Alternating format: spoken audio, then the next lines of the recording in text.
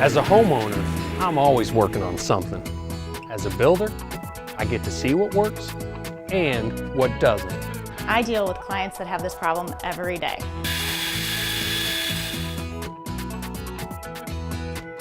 So besides the fact that we're going to have plenty of hot water, what are the benefits to this system?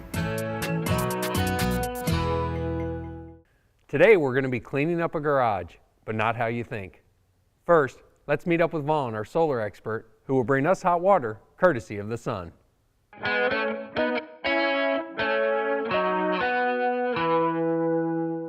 There are so many ways to use solar energy. One of the ways we're going to explore today is hot water.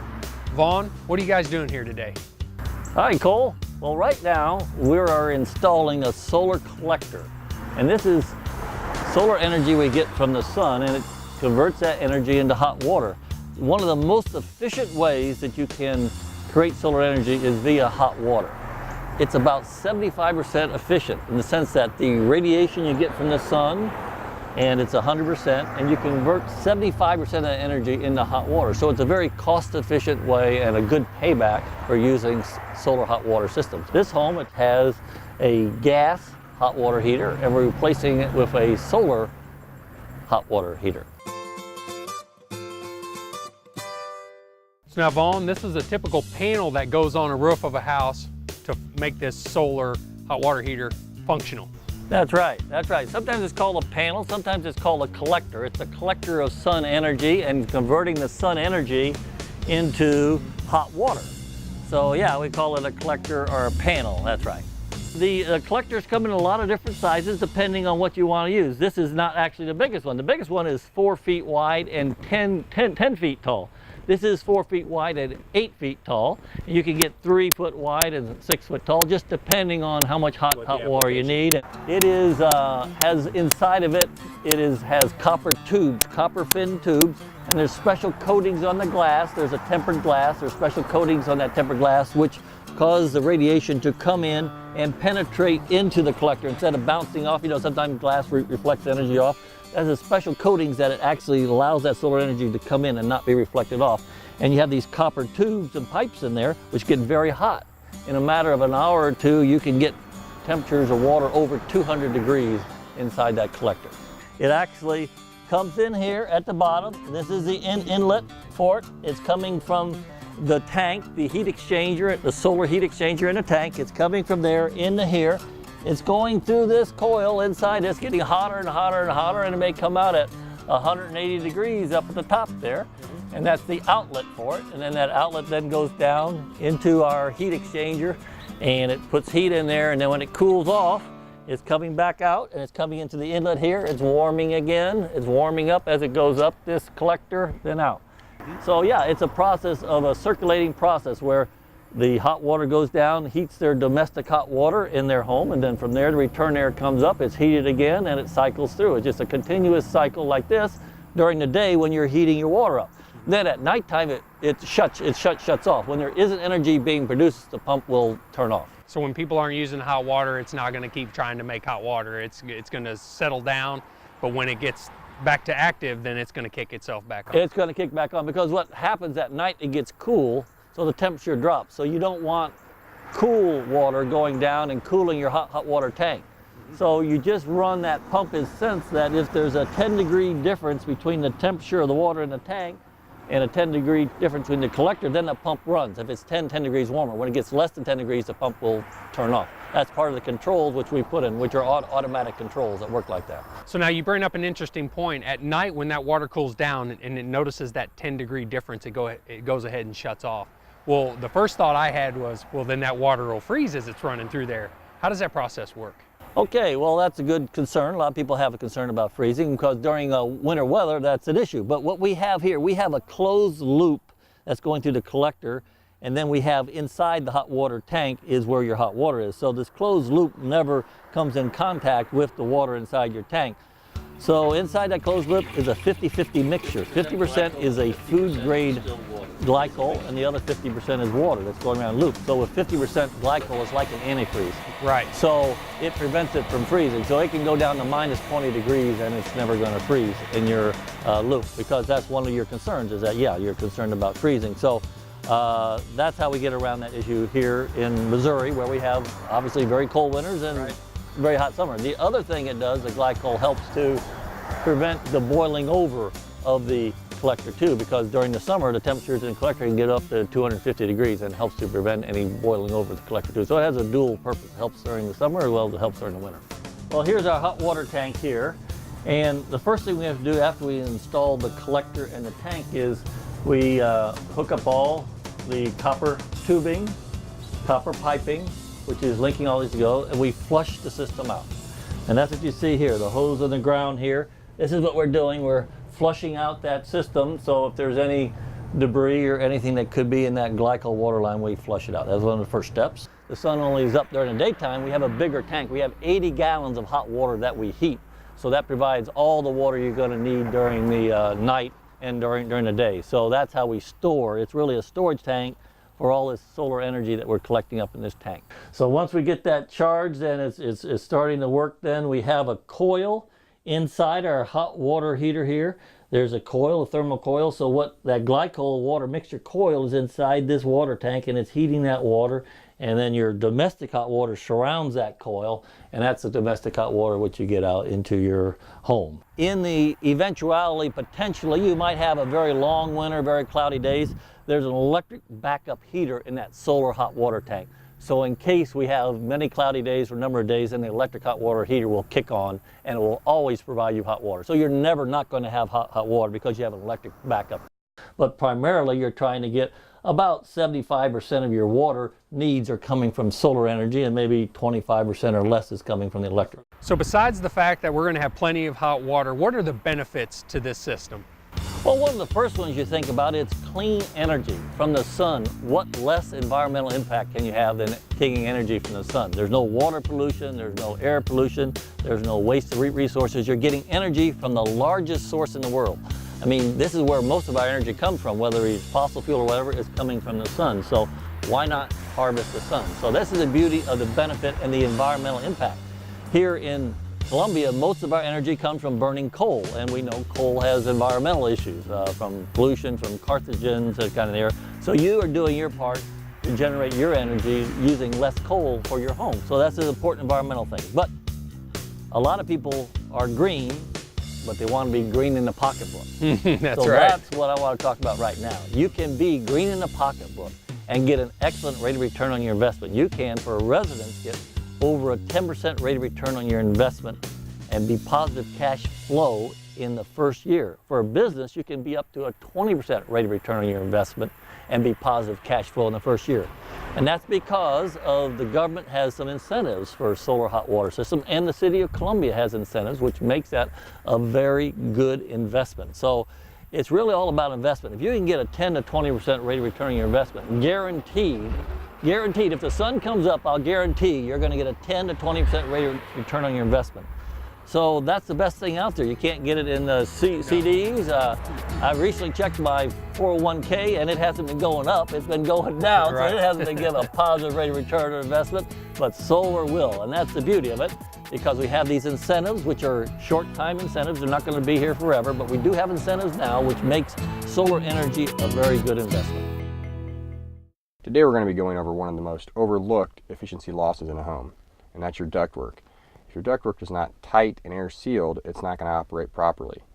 As you inspect your ductwork, look for three common areas: loose duct seams, loose duct connections, and duct boots. In this case, we've got a duct seam here on a trunk line. This is your supply trunk line, and you can see it's had a little bit of damage in a few areas, probably a few problematic holes that are leaking out a little bit.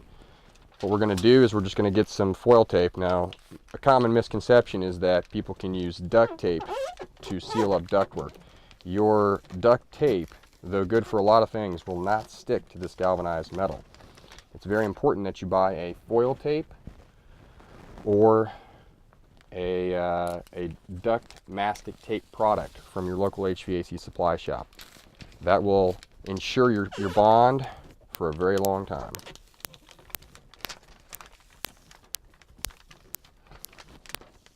For more information, visit our website at goenergylink.com.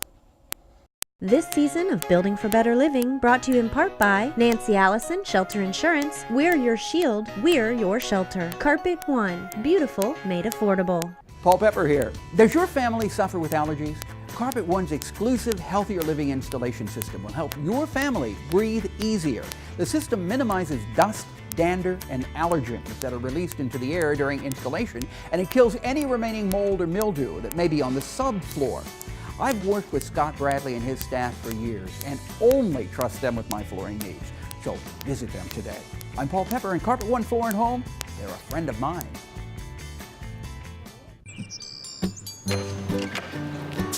At Shelter Insurance, we're people who know that the first love of your life I need you to take the screws off. might have been made of steel. Thank you. Shelter Insurance. For your auto, home, and life, we're your shield. We're your shelter. Ask Agent Nancy Allison about Shelter's auto insurance discounts. Closed captioning brought to you by on Lamone Industrial Boulevard. Every night I come home, I open the garage door, and I'm hit with a bunch of disorganization. I know there's others out there who experience the same thing. Whether it's tripping over kids' toys, searching for that lost tool, or finding a place to park, there is an answer. Stephanie? Hi, Cole. I deal with clients that have this problem every day. In fact, I'm working with somebody on a garage that's in desperate need of help right now. It looks like you have some drawings put together for this particular garage system. Why don't you walk me through what these homeowners are going to do? Sure. These people have a oversized 3-car garage, family with children at home, so they've got a lot of different things going on in their garage, lots of pieces and parts and balls and tools laying around that we need to make places for and make it easily to put them away. So we're going to do basically, this is the entry to the garage, the double car and the single car here. We're going to run units down both long walls of the garage. We don't want to put anything up here because we don't want to make it tight where you can't walk around your garage inside. And that's a good thing, not to cut you off, but that's a great thing because most folks don't realize that maybe, if you have an oversized truck or something, if you put cabinets in the front, then you've just eliminated your ability to park in the garage, and that defeats the purpose of getting organized. Exactly. Okay. Also, some garages are not oversized in width, so we want to keep that in mind when we do the depth of these units. You want to make them deep enough to be useful, but you still got to be able to open your car door and get in and out of your car. So we have some varying depths in this unit depending on what needs to be in there, and keeping in mind that this is where they park the car they use the most. This is the door into the house. We want to make that very accessible. Sure.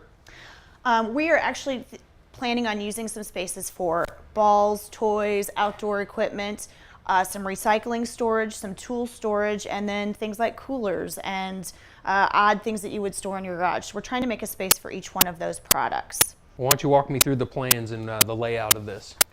On this wall over here, which is the wall that is near the door to the house, we want to put a recycling center. The family right now is trying to get into recycling. They don't have a good solution for it. They either have a pile by the door or piles of bags, and that's not user-friendly and it makes nobody want to do it.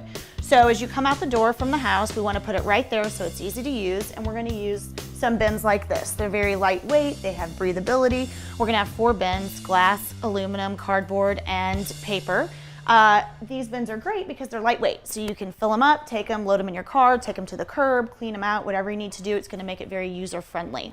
So not only are you staying organized, you're also helping the environment by recycling, Absolutely. which is good. I would say that the biggest reason why people don't recycle is because of the hassle. Exactly. And where do you put it, and how do you stay organized? Because I know at my house, when I'm recycling or my family's recycling, it stays in one closet until it's overflowing and it's ridiculous and you don't want to deal with it. It feels like trash is full every day I walk in there, so this will be a nice touch. And the key with recycling bins is keeping them lightweight so they're easy to move, and if you live where they do curbside recycling, you can have your bag right in here, take it right to the curb, or if you live out where you need to take your recycling in, you can easily load these baskets right into your car, drive it to the recycle center, and take your baskets right back home. Right, and you could also put a liner inside there in case something's spilling out if you happen not to clean out the containers. And that leads me to the material we're going to build the cabinetry out of.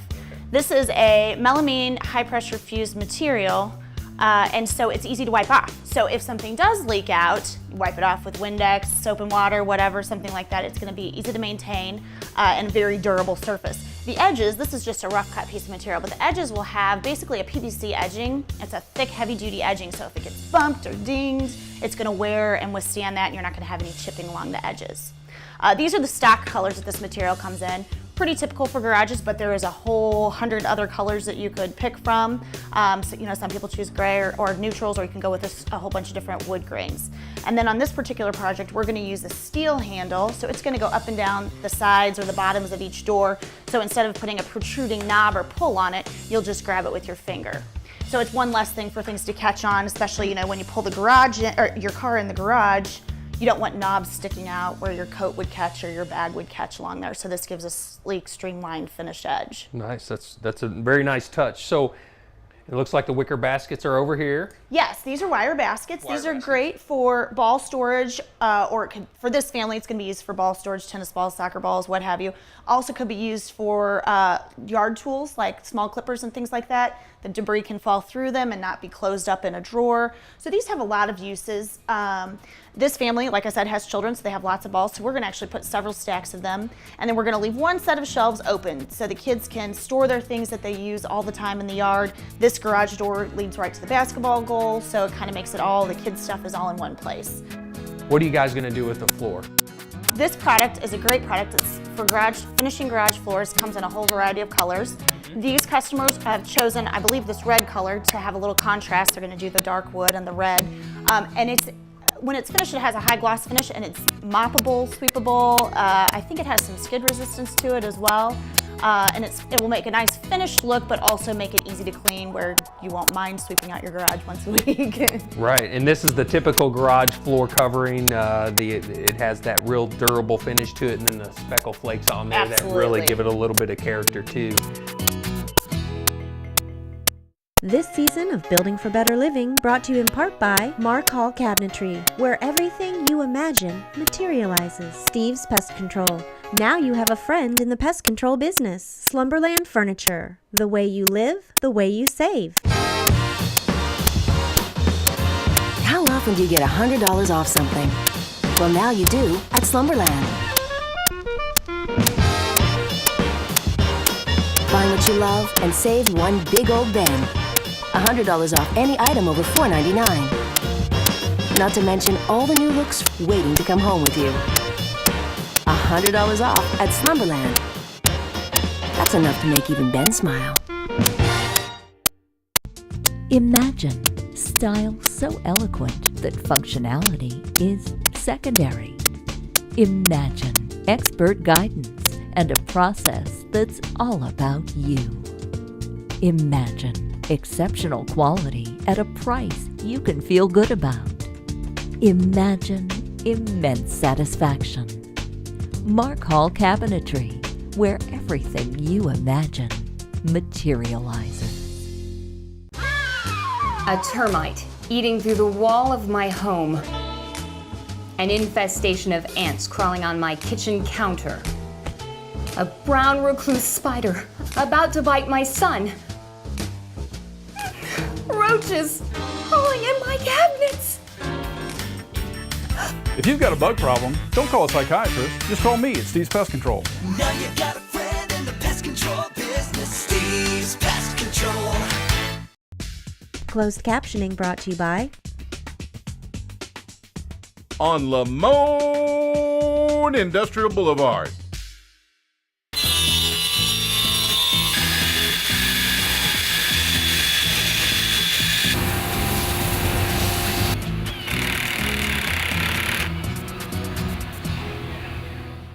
Mark, it looks like we're one step closer to getting this garage organized. Talk to me and tell me how this all came together. Well, you guys sat down with Stephanie and learned about the design process. So once that design process is complete from the Stephanie side, she's met with the customer, she came out with a layout. Once that's done, those specs go to you. That's when you get the rough numbers, or actually the fine numbers on what it's going to take to build these cabinets. The actual measurements of the person's garage. And then I take it, create a cut list, goes to the shop. They cut the material on the panel saw. So when it starts out, it's one full sheet. Is that like a 4x8 sheet of melamine covered product? This one happened to be a 4x10 sheet. It was better yield for the cuts on this, and then everything gets CNC'd. So on the CNC product, where that comes in is when you're making a particular, in this case, this cabinet, we want to make room for shelves. We also want to make room for these slide outs here. So it's going to drill these holes here. It is, and that's what the shelves mount to, and the rollers mount to, and if there was doors, which there is on part of this garage system, those hinges also mount to those holes. So it's going to cut those holes where it's needed so you can adjust these shelves anywhere. Once the CNC machine is done, as we noticed talking with Stephanie, the edge is unfinished. What do you guys do to get these finished edges? It goes through the edge bander. Edge bander, that's where they run it through the machine, puts this nice strip on there to finish it all off, and it gets cut and sanded all in one full swoop. Yeah, it's ready to go. I also noticed on this edge, you got a real durable edge banding. Stephanie talked about that. This one's a little bit thicker. That's a nice feature because you want it to stand the test of time. Yeah, that's a little thicker edge banding. It's 2 millimeter. It is. It's in a garage. It's going to get hit. It's going to get bumped, and it needs to be durable. So once it's edge banded, then you get everything glued together. You get it all put into place, clamped, screwed together, and then the other cabinets will build off of this. Correct. There's about 35 cabinets in this garage.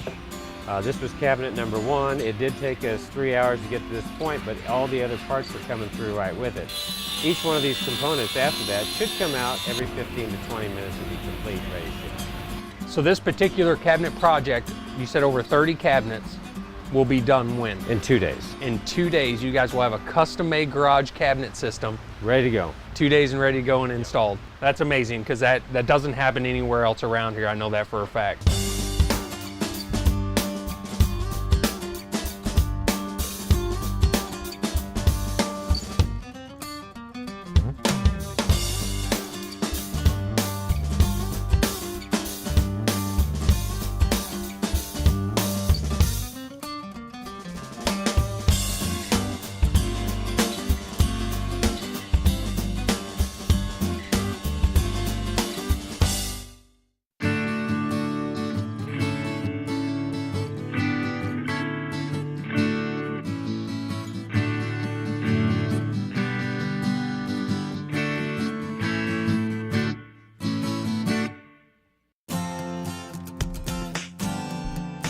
Being here helps us to focus on what really matters.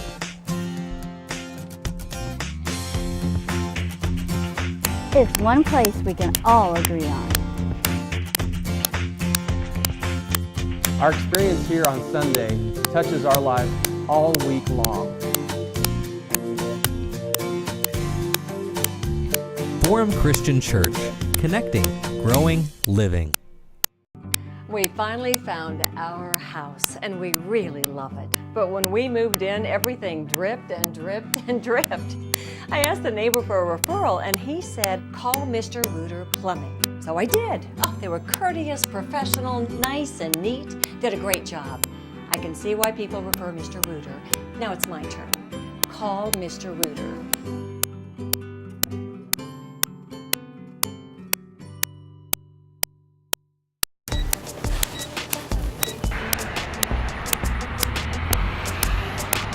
Wouldn't it be great if everything were free? You really can have free solar energy. With today's utility rebates and federal tax credits, solar energy can provide immediate cost savings on your utility bill and free electricity often in just a few years. So why you have to keep paying for everything else? Find out how you can get free energy from the sun today. Missouri Solar Applications, a shining solution. Closed captioning brought to you by On Lamone Industrial Boulevard.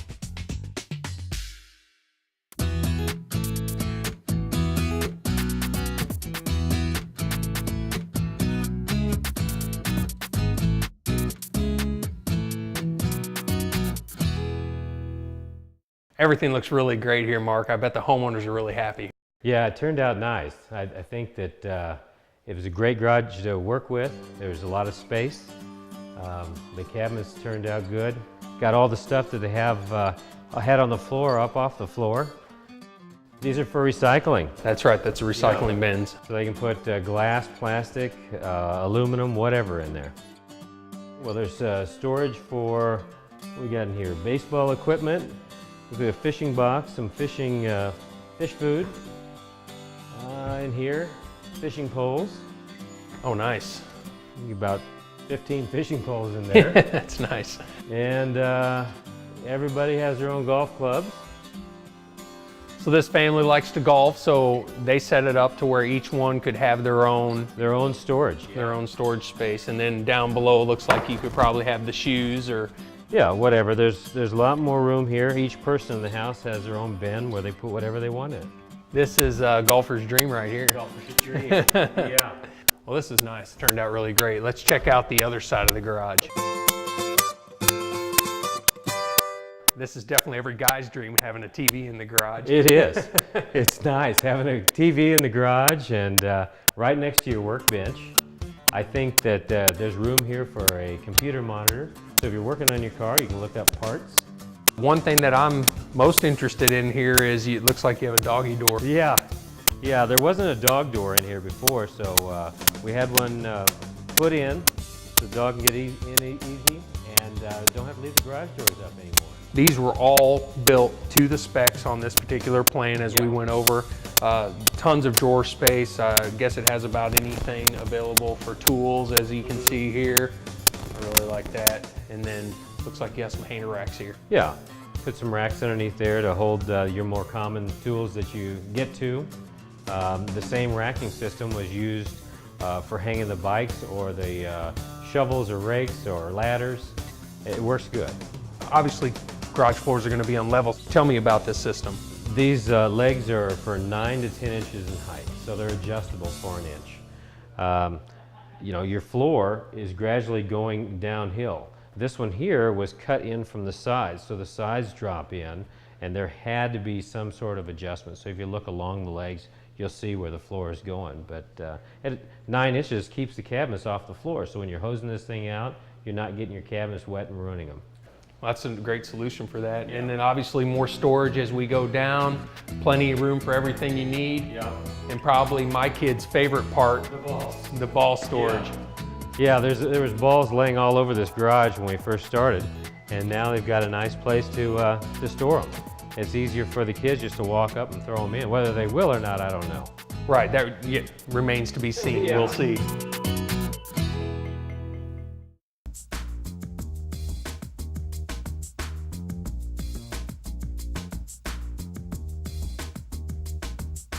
It was built in the early 1900s.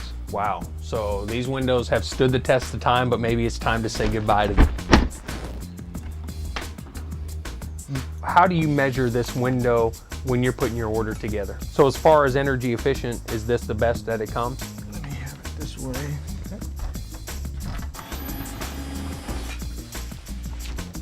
There's no maintenance needed for this window ever again except maybe a hosing down with a hose.